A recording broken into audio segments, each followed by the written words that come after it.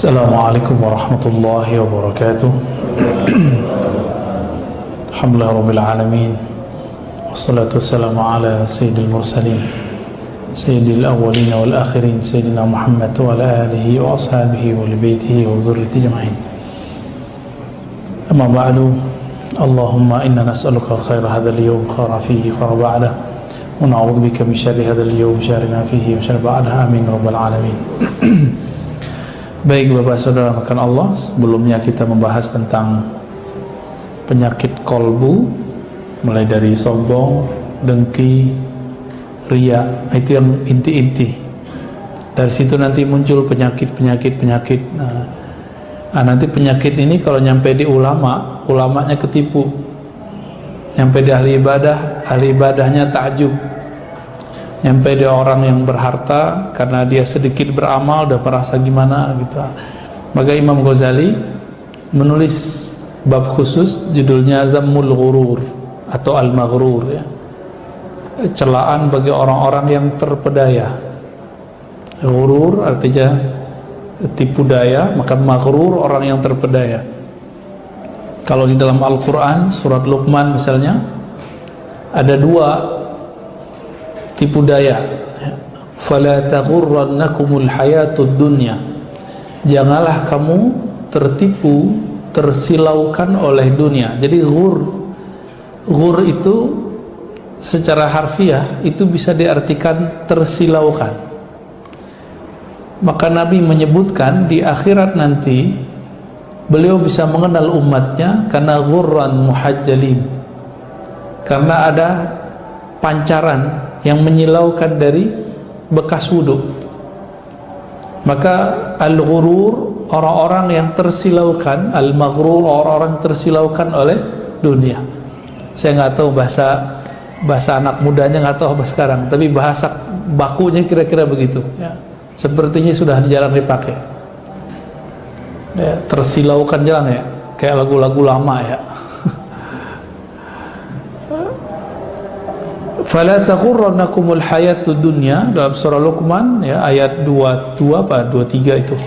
Apa 30-an ya. Janganlah engkau terpedaya oleh kehidupan dunia. Wala yaghurrannakum billahil ghurur. Lalu di ujung ayat ada kalimat yang penuh misteri. Janganlah kamu tertipu billah, dengan Allah, al-gharur, dengan tipuan. Janganlah tipuan itu memperdayakan kamu karena Allah, dengan Allah. Ini maksudnya agak rumit ya. Maka oleh Imam Mujahid itu menjelaskan ini tipuan pada ulama, pada ahli ibadah dan lain sebagainya. Apa maksud dari ghurur? Kata Imam Ghazali, sukunun nafsi ila ma yuwafiqul hawa. Cenderungnya diri kita ila ma yuwafiqul hawa, kepada apa yang sesuai dengan kehendak hawa nafsu. Wa yamilu ilahi tab'u an syubhatin wa khid'atin nasyaitan. Dan ada kecenderungan kepadanya secara tabiat terhadap apa? Syubhat dan khid'ah. Jadi syubhat ini nggak digunakan untuk istilah nge-branding ustadz yang jadi musuh kita. Kan sekarang begitu ya. Nggak cocok tulis ustadz syubhat. Ya, dai syubhat nih, beliau nih ustadz syubhat ini. Nggak itu. Syubhah itu dari kata syabaha, artinya samar, mirip gitu, agak samar-samar, entah halal entah haram gitu. Kalau di sini entah benar entah salah. Wa khid'ah, dan tipuan minasyaitan, daripada syaitan. Jadi kecenderungan diri kepada dua hal. Pertama, keinginan hawa nafsu. Yang kedua, godaan-godaan, tipuan-tipuan syaitan. Jadi dua. Maka kalau orang bertanya, kok masih ada maksiat bulan puasa? Kan syaitan sudah dibelenggu. Dibelenggu itu dengan lapar. Kalau malamnya makannya dibalas dendam, sama aja. Terus siang-siang kok masih ada maksiat. Kenapa? Karena kalaupun setan dilemahkan, kita masih punya hawa nafsu yang tersisa.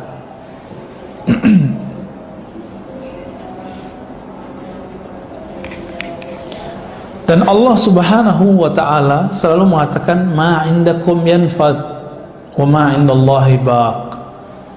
Apa yang di sisi kamu itu akan binasa, yang di sisi Allah pasti kekal. Maka kita harus memilih menjadi hamba yang di sisi Allah.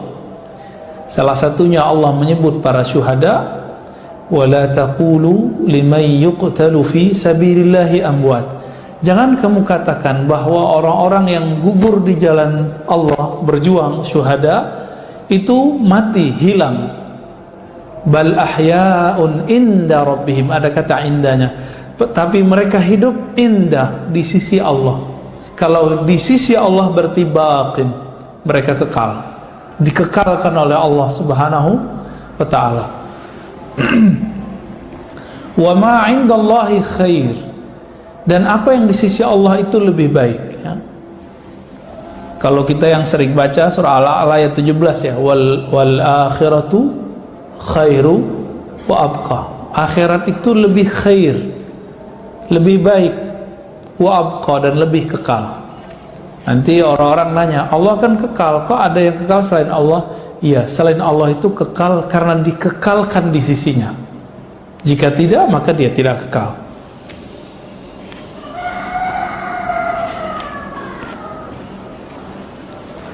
Imam Al-Ghazali, karena beliau pernah mengalami lama bab terpedaya ini, maka beliau bisa cerita, dan ceritanya detail. Di dalam Ihya Ulumuddin jilid 3 bab Kitabul Muhlikat, itu bagian belakangnya. Bahkan beliau nulis kitab sendiri, ya, Al-Maghrurun, ya, yang kemudian dikembangkan oleh Imam Sya'rani jadi Tanbihul Mughtarrin. Artinya sama, peringatan terhadap orang-orang yang terpedaya. Siapa saja yang terpedaya pertama kali, ternyata ini mengagetkan. Yang bisa terpedaya di jalan Allah ini ketika hidup di dunia ini adalah ulama. Ulama secara harfiah. Apa arti ulama secara harfiah? Orang yang berilmu, intelektual, baik intelektual dalam keagamaan, apalagi dalam hal yang bukan berkaitan dengan keagamaan. Kalau zaman corona gini, bisa jadi prokes-prokes yang dibuat sekarang itu bagian dari tipu daya, Pak. Anak-anak sekarang boleh nggak ke masjid umur di bawah 15 tahun? Dilarang loh di banyak masjid. Di sini dilarang juga. Maaf ya Pak Dokter ya. Ini kita punya paradigma beda nih. Kalau kita mati 5 tahun lagi, 10 tahun lagi, siapa yang isi masjid kita? Anak-anak kita larang ke masjid, terus mereka main gadget di rumah. Betul, secara fisik sehat, secara batin sehat gak dia? Dan ahli-ahli kedokteran udah sepakat bahwa anak kecil itu justru gak rentan kena corona, malah aman kebanyakan.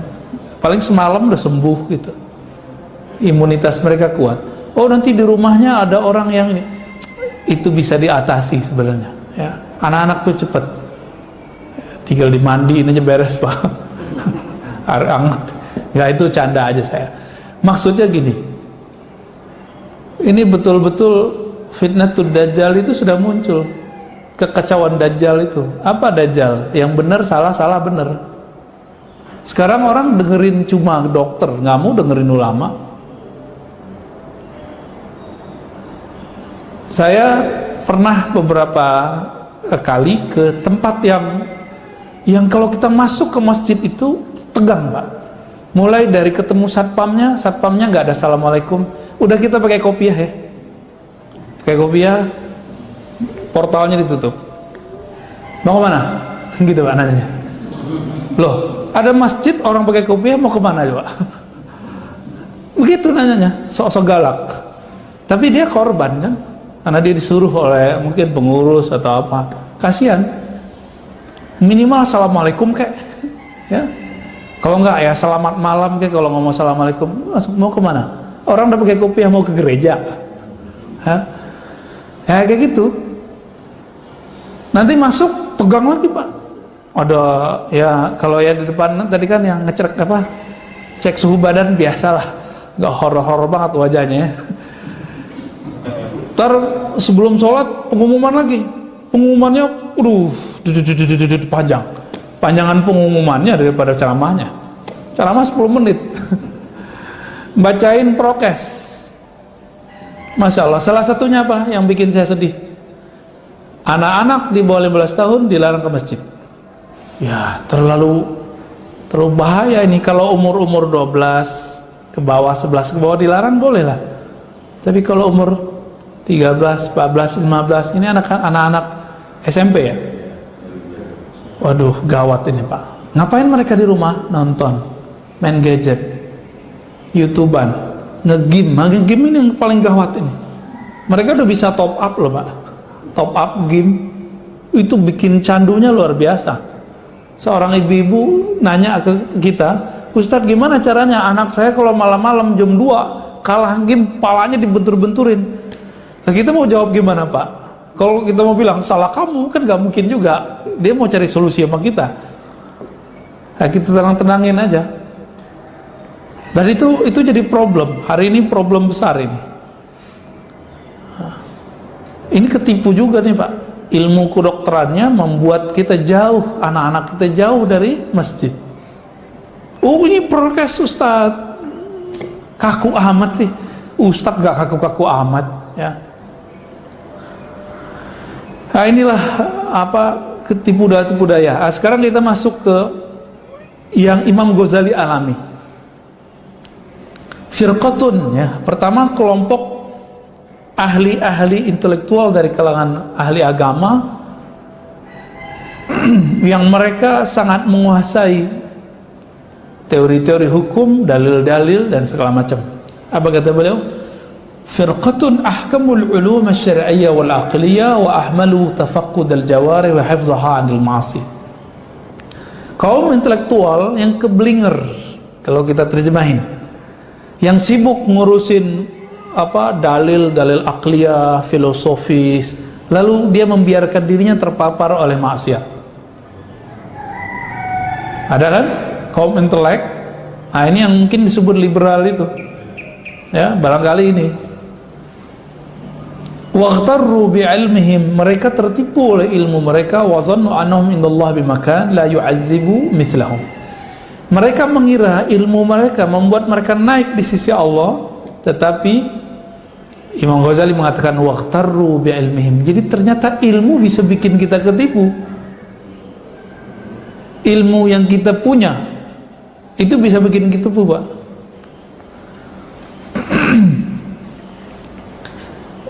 Jadi orang-orang ini ilmu intelektualnya bagus, tapi tidak membuat dia menjaga dirinya dari maasi, ya, maksiat. Akhirnya ya seakan-akan mencari celah menghalalkan yang haram. Lain ceritanya kalau orang yang terjebak kepada yang haram dan dia mengatakan itu haram, itu nggak ada masalah. Ini seakan-akan mencari pembenaran terhadap maksiat yang dilakukan, dan itu saya nggak bisa contohkan, banyak Pak, banyak. Pernah dengar nggak dulu kaum intelektual yang menyebut dirinya intelektual muslim lalu mencarikan dalil bolehnya homoseksual? Dalilnya apa? Al-Quran juga Pak. Zuyyina linnasi hubbus syahawati minan nisa. Diberi hiasan kepada manusia untuk ada rasa cinta cenderung kepada perempuan. Ini dalil lesbi gitu. Kenapa? Manusia suka perempuan. Manusia kan ada laki ada perempuan. Maka kalau laki suka perempuan biasa, kalau perempuan suka perempuan. Nah ini dalilnya. Siapa yang ngomong? Mereka. Kelompok-kelompok yang menggunakan dalil Quran mencari-cari. Kalau punya masalah kelainan atau penyimpangan seksual, ya bilang aja saya punya keanehan nih gitu. Gimana cara ngobatinnya? Jangan cari-cari pembenaran, ya. Orang kalau terjebak perilaku yang amoral, yang penting dia tidak menghalalkan yang dia lakukan. Itu Allah ampuni, Pak. Ini udah salah nyari pembenaran. Apalagi jeruk makan jeruk, Pak. Homrek. Ini berbahaya ini. Udah salah masih nuduh kita munafik. Ternyata kisahnya sama dengan kisah kaum Lut. Kaum Lut itu apa kata mereka? Itu si Lut sama keluarganya kecuali bininya. Qaumun, gimana kalimatnya? Ya tatahharun bagaimana? Ya lafaznya kira-kira begitu. Itu kaum sok suci. Munafik kalian gitu. Jadi bahasa-bahasanya begitu. Dan kita baca persis berita ketua asosiasi hombreng-hombreng itu ngomong apa? Kalian yang tidak menerima keberadaan kami munafik, gitu ngomongnya. Di berita dulu detik.com, saya masih ingat. Akhirnya flashback. Oh, ternyata itu berulang aja. Memang sejarah itu berulang terus, Pak. Berulang terus ya. Lain sama kemayu, Pak ya. Ada anak-anak kemayu tapi dia normal sebenarnya. Ya agak lemah gemulai aja. Ini kekar-kekar, makanya jangan heran di fitness, tempat-tempat fitness lo kok banyak yang begitu, kita heran juga. Bener ya? Jadi mereka mengira kalau yang sosok maskulinnya tinggi, badannya keren, nanti disukai oleh yang laki-laki, tapi yang lemah gemulai itu, nauzubillah ya. Kalau menyadari ini salah, bilang aja salah. Siapa tahu Allah mengampuni. Gak usah cari pembenaran di Quran, gak usah salahkan orang lain yang mengkritisi dia sebagai orang munafik, ya.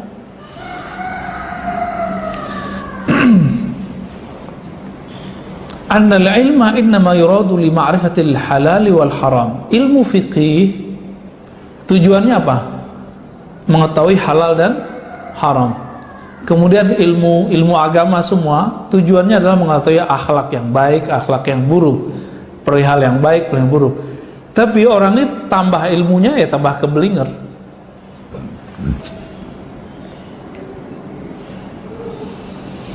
Nah ini kemudian kalau kita lihat, ada nggak di kalangan umat terdahulu yang seperti ini? Ada. Imam Ghazali mencontohkannya dengan surat Al-Jumu'ah ayat 5. Masalul ladzina hummilut Taurah, ya, perumpamaan orang yang memikul ilmu tentang Taurat, summa lam yahmiluha, tapi tidak diamalkannya, kamatsalil himar yahmilu asfara, seperti himar,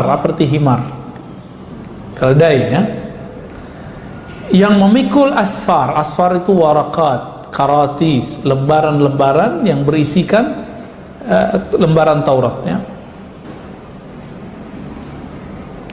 Apa kata Imam Ghazali? Fa ayyu khizyin a'zamu min at-tamtsil bil himar. Perumpamaan manakah yang lebih parah daripada orang disebut sama dengan himar ya.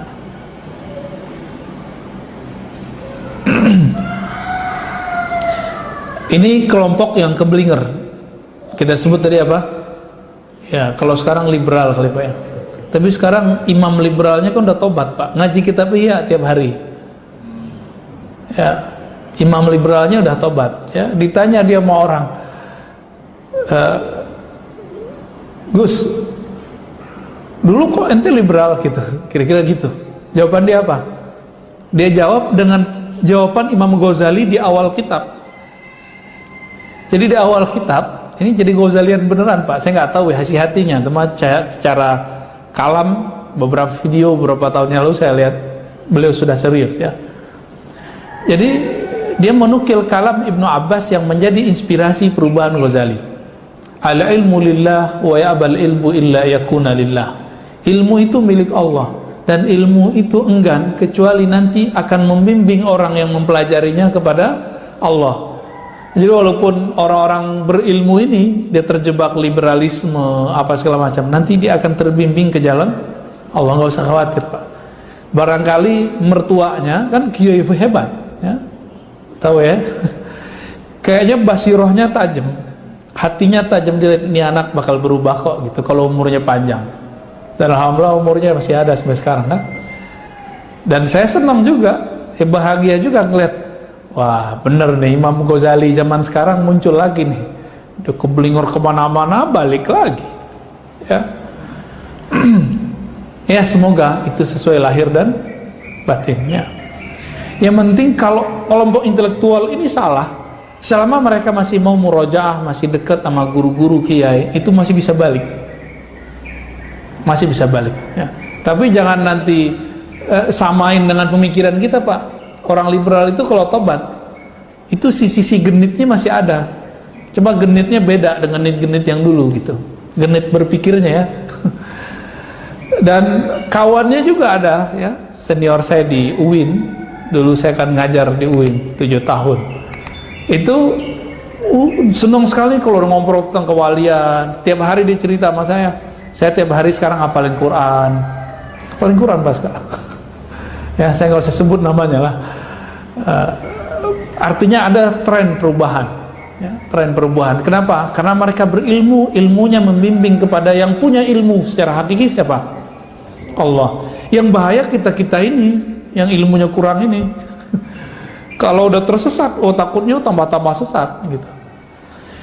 Ada firqatun ukhra, ada kelompok yang lain, dia sudah mengamalkan ilmunya secara zahir, tapi belum menerapkan ilmu itu secara batin. Maka orang ini ketatnya bukan main.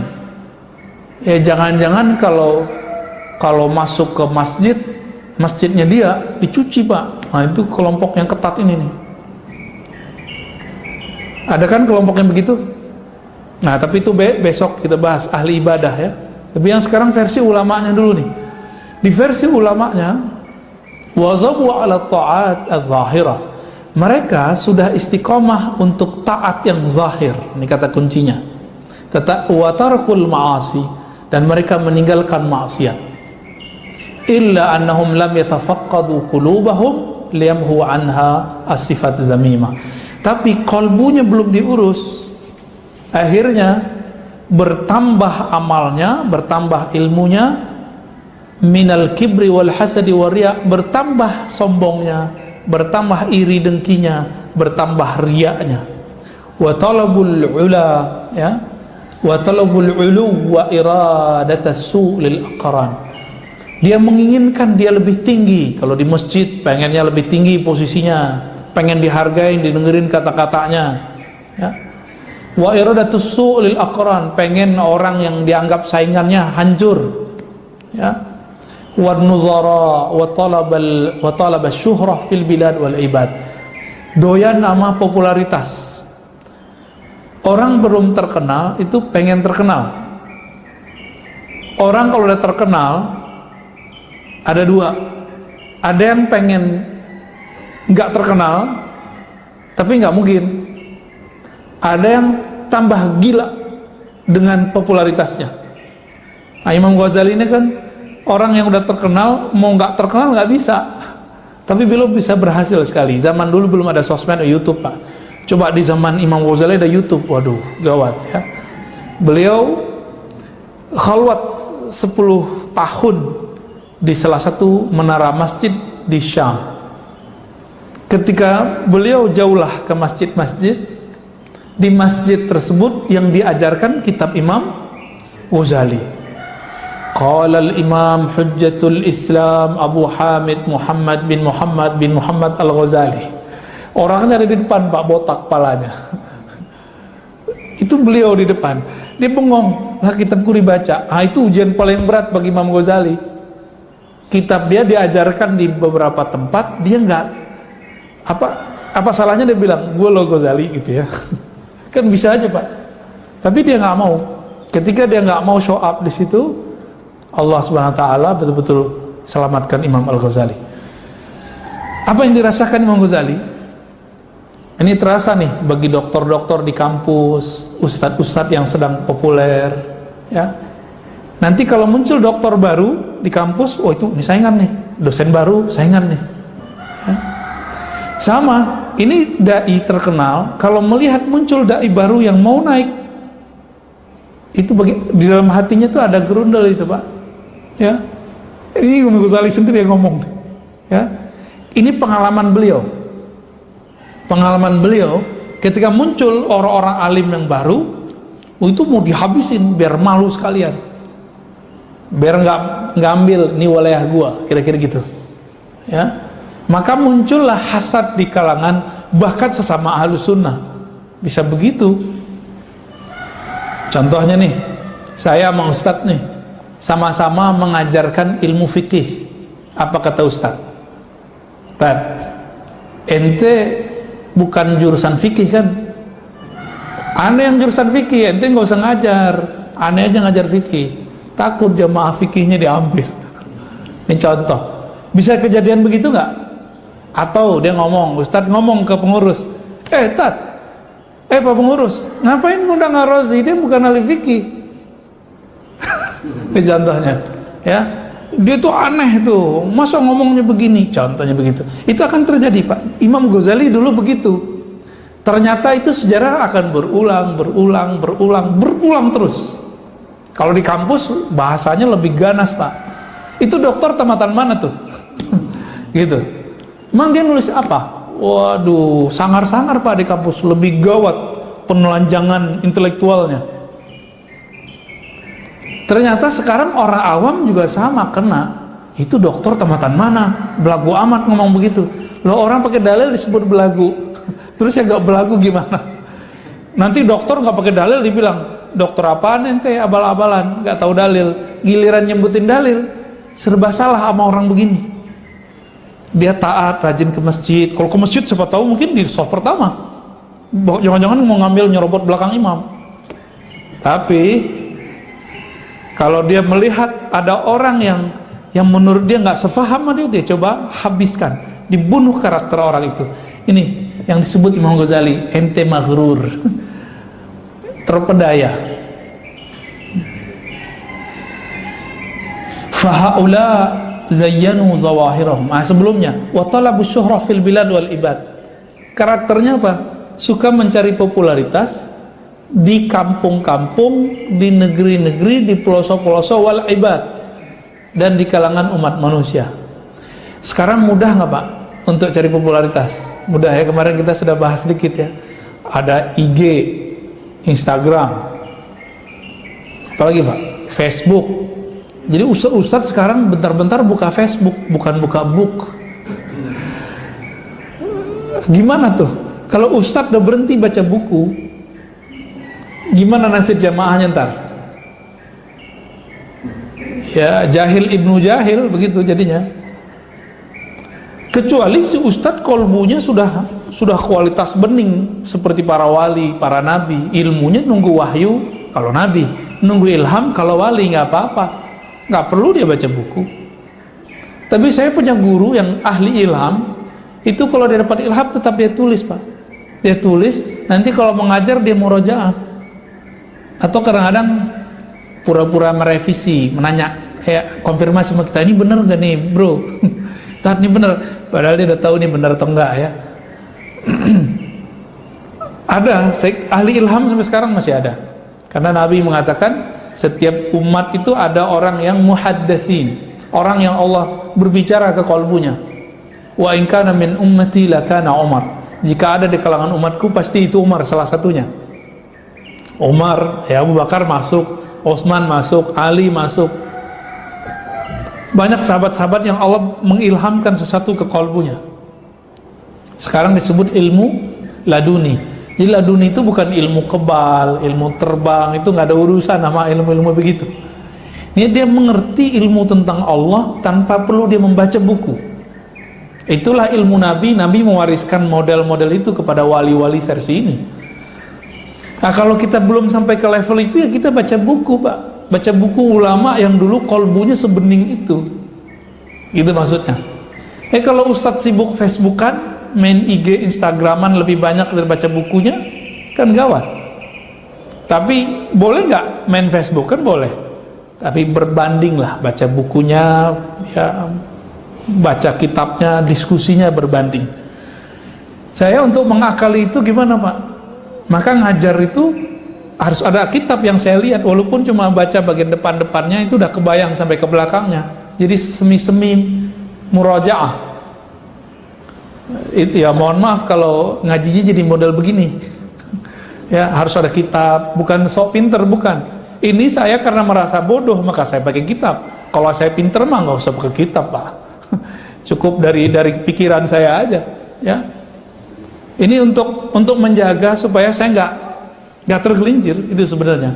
Dan biar nggak ngomong muter-muter atau mengulangi apa yang dulu sudah saya katakan, atau membahas tema yang sudah dibahas oleh ustadz yang lain, maka kita pakai kitab. Saya punya mimpi jamaah itu juga pinter seperti pinternya santri. Bedanya kalau santri pinternya bisa baca kitab plus makna, minimal bapak ibu ini bisa maknanya, idenya dapat gitu. Kan sama aja yang kita ajarkan di sini yang di pesantren sama, Pak. Bedanya kalau di pesantren nahu sorofnya, gramatikalnya kita beresin bener-bener. Nah, cuma hati-hati juga. Nah, kita loncat dikit. Di bagian belakang sini juga ada orang-orang yang tertipu di gramatikal.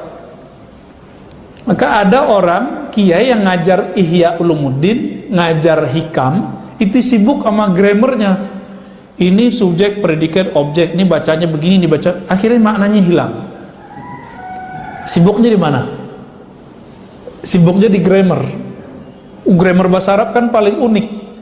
Emang enak, Pak, bagi ahli gramatikal bahasa Arab bisa menjelaskan ini kok dibaca u marfu, baca a mansub dan segala macamnya, itu menarik sekali. Tapi itu kan mainan alat. Gramatikal itu bukan ilmu maksud, bukan ilmu yang jadi objek tujuan. Dia cuma perangkat untuk memahami dan sampai ke tujuan. Termasuk ilmu hadis. Kalau yang lagi asik ilmu hadis tuh, ya, kalau ini pengalaman saya pribadi, Imam Ghazali kan beliau mengatakan dirinya tidak ahli hadis, tapi menurut saya beliau pakar hadis juga. Cuma tidak semudah akses hari ini. Di waktu kita dulu lagi gemar-gemar mempelajari hadis, Sahih Bukhari, Muslim, Abu Daud, Tirmizi, Nasa'i, Ibnu Majah, lalu tiap hari kita punya aplikasi juga, Pak. Itu kayaknya semua orang mau saya lawan tuh hadisnya. Ya, semua kiai, semua ustadz. Jadi kalau dia khutbah yang saya tunggu dia salah membaca hadis. Ini saya pribadi loh, Pak, ya. Kalau dia sudah benar menyebutkan hadis, yang saya tunggu dia menyebutkan sumber hadis. Kalau dia nggak menyebutkan sumber hadis, maka saya cecar, itu hadis dari mana? Kalau dia sudah menyebutkan, saya tunggu dia mengatakan ini sahih atau tidak sahih. Nanti kita cecar lagi, ente kalau nggak ngerti sahih nggak sahih jangan ngomong di sini. Emang begitu? Kan enggak juga. Ternyata ilmu hadis, ilmu takhrij namanya, ilmu menguasai ini sahih tidak sahih, itu cuma perangkat untuk memilih mana hadis yang layak dipakai, mana yang tidak. Bukan untuk berdebat ini sahih nggak sahih segala macam. Ini sebagai contoh. Di sini kan imamnya mazhab Syafi'i, ya, pakai kunut.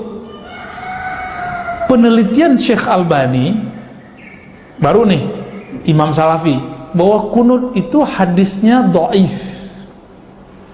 Syekh Albani meninggal 1999, jadi sebelum tahun 2000, ya hitung aja, Pak, ininya hijriahnya.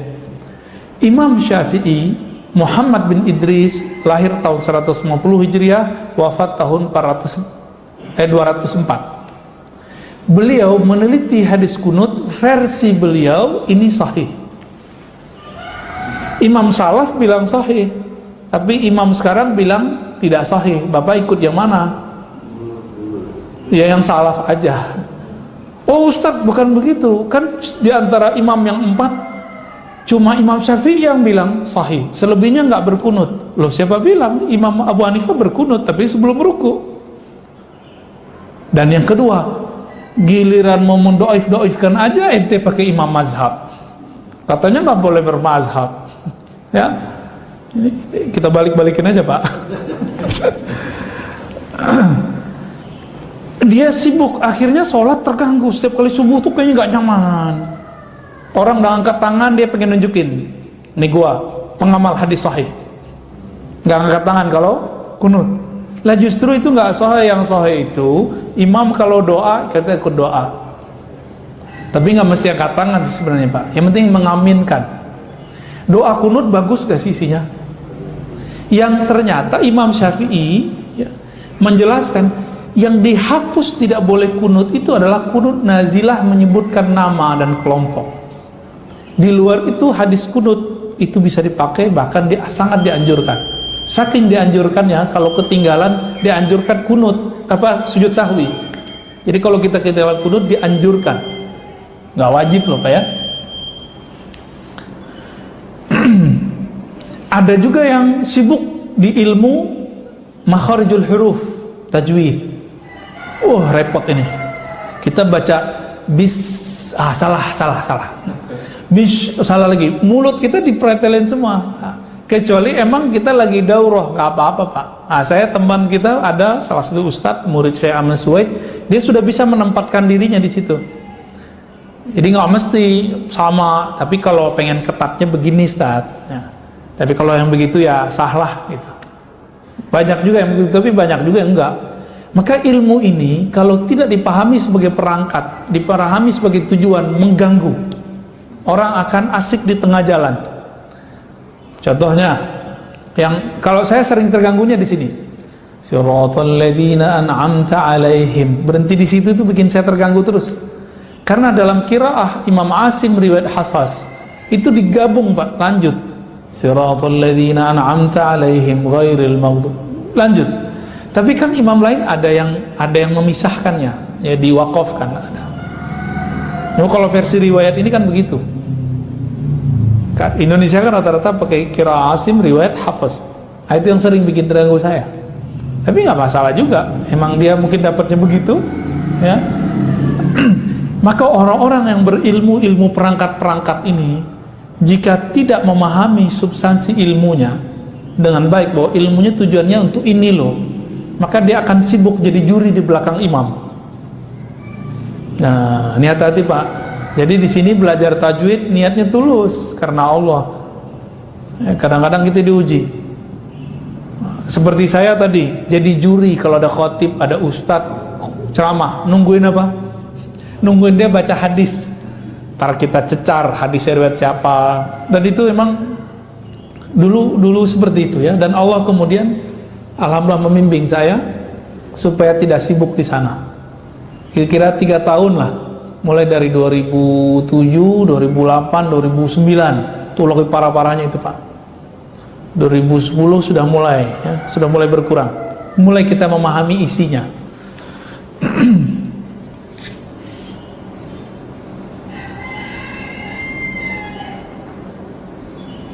Nah, di sini juga ada orang yang sibuk dengan ilmu-ilmu sosial, tapi melupakan ilmu ritual. Betul, kalau kita mengabdi dalam bab sosial itu ibadah nggak? Tapi ibadah ritual ada nggak? Ada juga, dan nggak boleh diadu-adu. Ya. Maka orang-orang begini, kalau kita ngomong Pak, saya misalnya membahas nih satu kitab, apa kata mereka? Teman-teman saya membahas kitab A, B, C, D, tajwid segala macam, ilmu hadis, ilmu tasawuf, perdebatan salafi, sufi, asy'ari, salafi. Itu kata mereka apa? Hari gini masih bahas gituan. Tuh. Itu muncul. Ternyata Imam Ghazali menemukan mereka ngomong begitu di zamannya. Ya. Warubma ta'ana fil muhadditsin, maka mereka akan mencoba mencaci atau melemahkan, meremehkan ahli hadis. Ahli hadis ini kan ahli riwayat. Kuno Pak ahli hadis itu. Kajiannya apa? Dari fulan, dari Nabi. Jadi ngecek ilmu ini ada sumbernya Kak. Cari referensi aja kerjaannya. Sama orang-orang yang begini, hari gini masih ada aja orang kayak ente gitu. Kita nih, saya selama dalam sebulan itu ada satu majelis khusus mempertahankan akidah Ahlussunnah, fikih Ahlussunnah, tasawuf Ahlussunnah dari serangan orang-orang yang membidahkannya, membedah kitab Syahli Jum'ah. Masih ada yang ngomong Pak mas saya, wah ente hari gini masih bahas gitu-gituan. Iya, bagi dia yang pinter sih nggak ada masalah. Bagi kita yang nggak pinter gimana? Dia pintar baca kitab, kita kan semua nggak jago baca kitab. Nah, apakah kita harus dengerin setiap komentar orang? Enggak. Nah, hati-hati Pak ya. Jangan semua komentar itu dimasukin ke hati. Kita kan paling tahu apa yang terbaik buat kita dan orang-orang sekitar kita. Kalau semua orang mikir kayak dia, habis Pak kita. Jamaah kita bisa, masjid kita bisa hilang. Jamaah bisa kena racun semua. Racun ekstremis ya.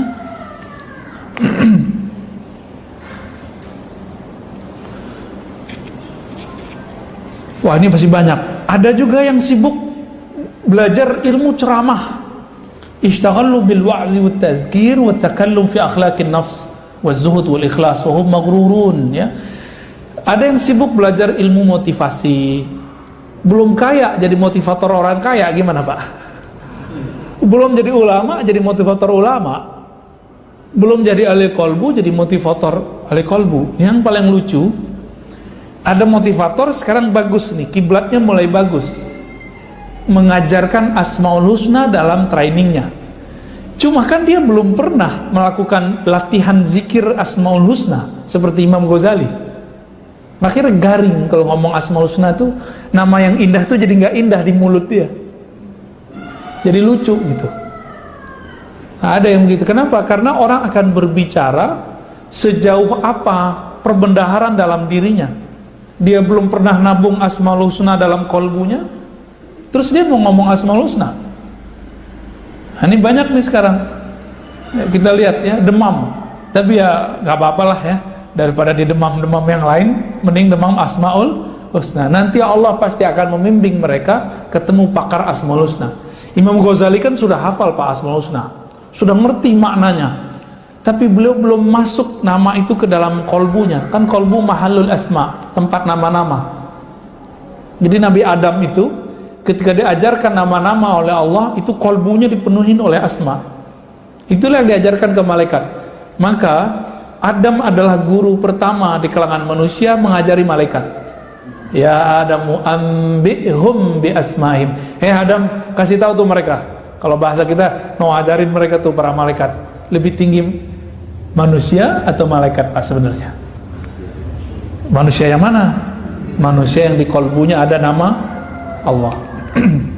Jadi ini pesan untuk diri saya sendiri dan kita semua, terutama para dai, para pendakwah, para motivator keagamaan. Kalau ingin memotivasi orang, ya, penuhi dulu kolbunya dengan nama Allah. Orang kaya nggak perlu latihan bab motivasi, bab jadi orator, jadi motivator. Cukup dia kaya, kata-katanya akan didengar orang, benar nggak? Sama orang alim itu nggak usah belajar cara ngomong ceramah, nanti dia bisa sendiri Pak.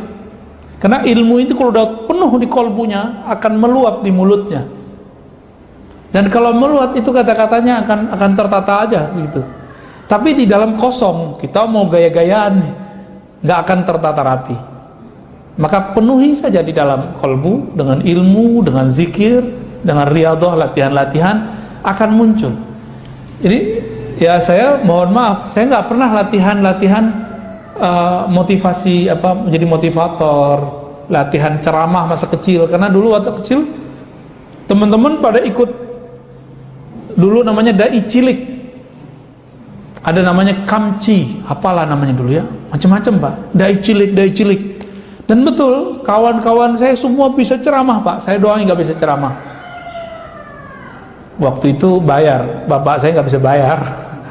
Tapi yang kedua, saya nggak berani di depan, makanya saya nggak mau dibayarin juga saya nggak mau ke depan, nggak mau ikut. Nggak kebayang sekarang ternyata kita ngajar mulu kerjaannya tiap hari, ya, ngajar di kampus lah, ngajar di masjid lah, ngajar di rumah lah, ngajar terus. Ya kalau di rumah kan orang datang. Tapi kalau sama anak istri saya juga gak ceramah Pak, saya yang diceramain malah ya. Ustadz diceramain sama ya anak istri lah. Kadang-kadang anak kita yang ceramain kita, ngeliat kita ngajar, dia ulang lagi sama kita. Ya akhirnya saya malu-malu sendiri kepada Allah, ya Allah, begini saya kalau nyeramain orang ya. Maka ketika belajar kitab, anggap aja ini bukan ceramah, ini ngajar kitab. Ya, lebih indah lah ya, ngeles juga Pak.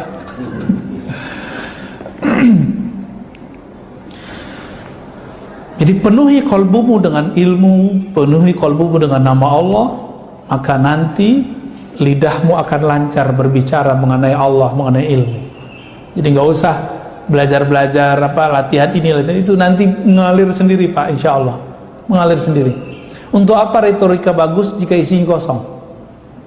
Ya, untuk apa retorika dahsyat? Bismillahirrahmanirrahim, Alhamdulillahirabbil alamin. Untuk apa ngomong begitu kalau kemudian isinya kosong? Cuma main-mainan di sini, di mulut, di suara yang bagus. Apakah Rasulullah dulu belajar retorika? Kan enggak. Rasulullah itu dipenuhi kolbunya dengan asma, dengan sifat Allah, dengan Al-Quran, wahyu Allah. Ketika beliau diperintahkan berdakwah, baru beliau berdakwah. Ya, kalau kita sekarang guru kita ijazahin kita, aku ijazahkan kau, baru kita ngajar Pak. Kalau nggak berani juga kita ngajar.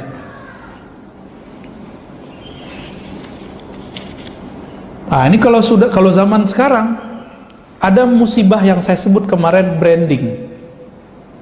Jadi ustadz-ustadz itu sekarang mulai membranding dirinya dengan penampilan zahir. Tolong jangan sibuk di situ.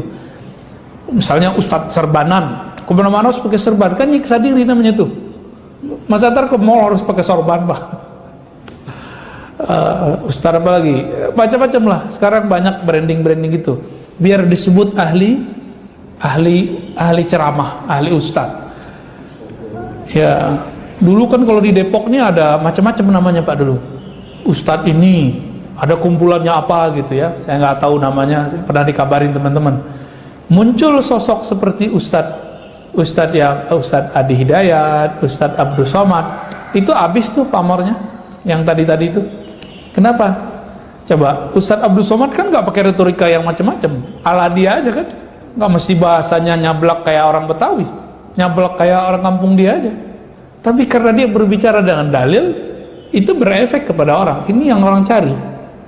Ya, ketika umat Islam Ahlus Sunnah digeber, ya, dicaci maki, direndahkan, dibidah-bidahkan oleh satu kelompok, mereka ini datang untuk menyajikan dalil, mempertahankan diri di kalangan Ahlus Sunnah. Ini yang dicari. Dulu zaman-zaman habis Krismon ya, yang dibutuhkan gimana biar hati ini tenang, maka muncullah ustadz kayak Ustadz Arifin kan, biar hati nangis, tersentuh. Tapi kan berkembang terus Pak, zaman berubah, ada masanya ya. Ada orang yang tertipu, orang-orang alim berilmu, bahkan ahli ibadah yang tertipu lalu tinggal di Haramain Mekah Madinah. Ini zaman dulu sering. Biar nanti kalau sudah terjun ke masyarakat pulang kampung, di belakangnya boleh disebut Al-Mujawir bi Makkah 7 sanawat, yang pernah tinggal di Mekah 7 tahun. Kalau ini dulu Pak, dulu. Kalau sekarang nyebut kampus. Oh, tamatan apa nih? Madinah. S1, S2, S3 Madinah misalnya, atau LC Madinah. LC Ciputan gak laku Pak. Apalagi nih Cinere, wah gak laku ya, kere udah. Tapi Bapak tunggu aja. Orang kan gak nyari gelar, gak nyari brand, ini tamatan itu. Orang yang dicari apa? Orang yang ngaji. Ngaji di Madinah, ngaji di Jombang, ngaji di Surabaya, ngaji di Jakarta, ngaji di mana lagi? Di Palembang. Itu lebih baik daripada kalau ke Mesir main futsal gitu.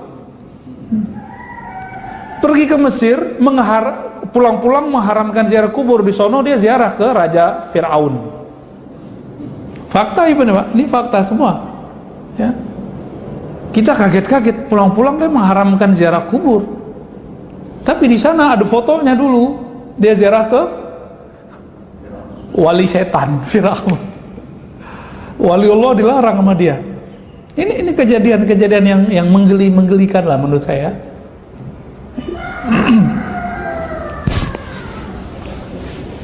Banyak kiai-kiai nggak bergelar Pak di Jawa, tapi ilmunya ngelewatin kita yang bergelar. Bener nggak? Kenapa? Mereka ngaji. Jadi ilmu itu di mana aja yang penting ngaji. Ada gurunya, ada muridnya, ada kitabnya, ada mulazamahnya, ada konsekuensi dalam waktu, disiplin. Itu jadi mau di mana aja diduduk. Maka muncullah sosok kayak Gus Baha, benar nggak?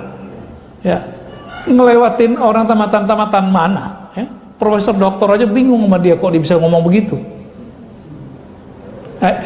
Mau apalagi yang mau kita sibukkan? Mau masih sibuk dengan branding itu?